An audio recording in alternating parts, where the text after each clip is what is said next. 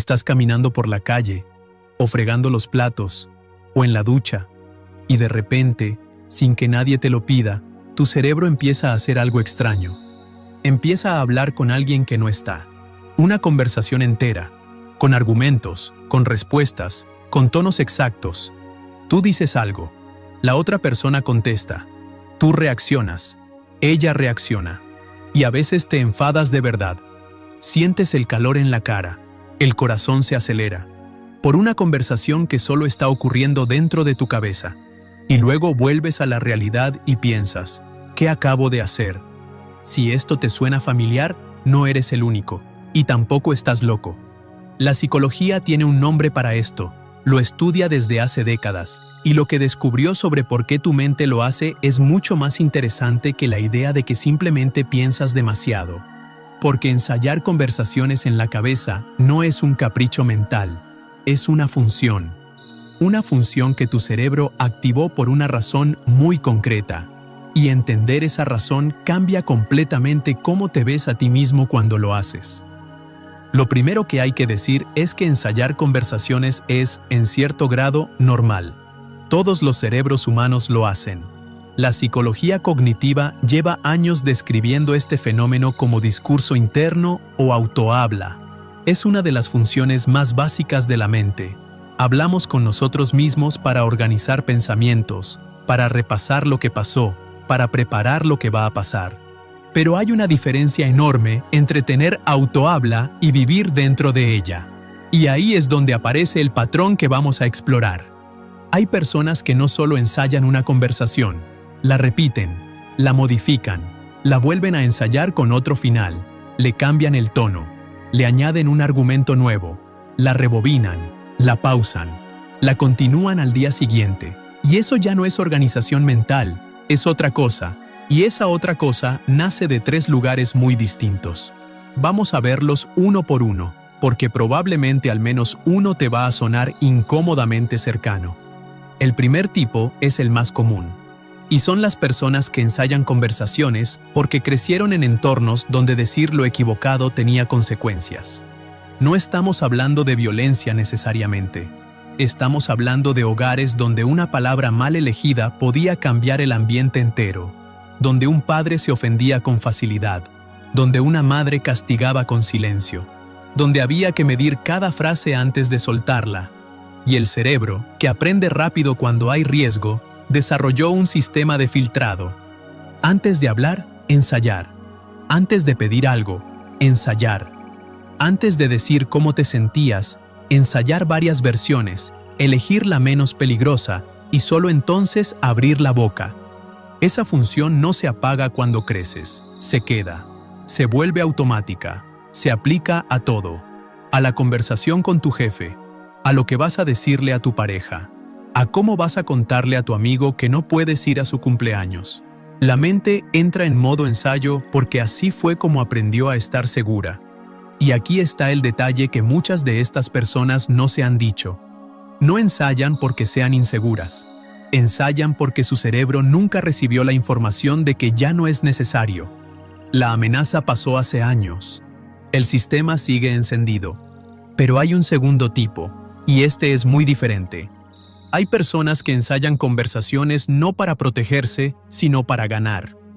Estas son conversaciones imaginarias con alguien con quien hay un conflicto sin resolver. Un compañero de trabajo que las dejó mal. Una expareja que dijo algo que aún duele. Un familiar que cruzó una línea. La persona en cuestión ni siquiera sabe que en tu cabeza llevas semanas teniendo discusiones con ella. Discusiones donde tú, por fin, dices todo lo que no dijiste. Donde tú, por fin, encuentras la respuesta perfecta. Donde tú ganas. Los psicólogos llaman a esto rumiación conversacional. Y es una forma específica del cerebro de procesar conflictos que quedaron emocionalmente abiertos. Cuando una situación termina sin cierre, sin que pudieras decir lo que querías, el cerebro sigue trabajando en ella en segundo plano, como un programa que nunca se cerró del todo, y cada vez que algo te recuerda al conflicto, el programa se vuelve a abrir. Lo curioso es que estas conversaciones suelen empeorar con el tiempo. La primera versión es bastante neutral. La segunda ya tiene más fuerza. Para la décima, eres un fiscal experto destrozando los argumentos de la otra persona con elocuencia quirúrgica. Y aún así, no sientes alivio. Sientes más rabia. Cada ensayo confirma una herida que no se cura, solo se ejercita. Y aquí viene lo importante. Si llevas días discutiendo en tu cabeza con alguien que no está, es porque algo emocionalmente significativo no fue procesado. No es que seas rencoroso. Es que tu mente intenta resolver algo que la realidad no le dio el espacio para resolver. Pero hay un tercer tipo, y este es el más silencioso de todos. Hay personas que ensayan conversaciones que nunca van a tener. No son conversaciones de defensa. No son de revancha. Son conversaciones imposibles. Con alguien que ya no está. Con alguien que ya no las escuchará. Con un padre que murió. Con alguien que se fue sin explicación. Con uno mismo, hace 10 años, antes de tomar la decisión que cambió todo. Estas conversaciones no tienen función práctica. No te van a preparar para nada. No van a ganar nada. Y sin embargo, vuelven. Vuelven en momentos muy específicos. En la ducha. Antes de dormir. Caminando solo. Como si el cerebro tuviera un cajón con asuntos pendientes y los sacara de vez en cuando, aunque sepa que no los puede cerrar. Los psicólogos que estudian el duelo lo explican así.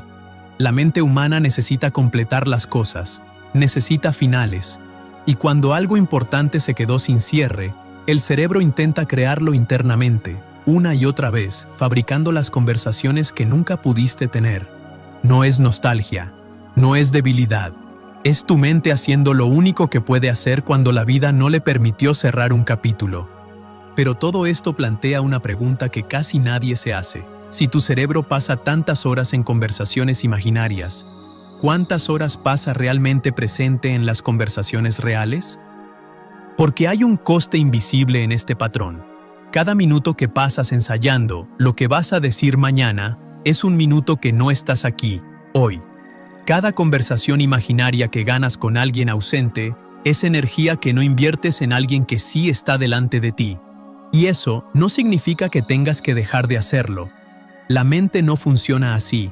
No puedes prohibir un pensamiento, pero sí puedes empezar a notarlo, reconocerlo cuando aparece, decirte a ti mismo, ahora estoy ensayando otra vez. ¿Para qué? ¿Para protegerme de algo que ya no existe?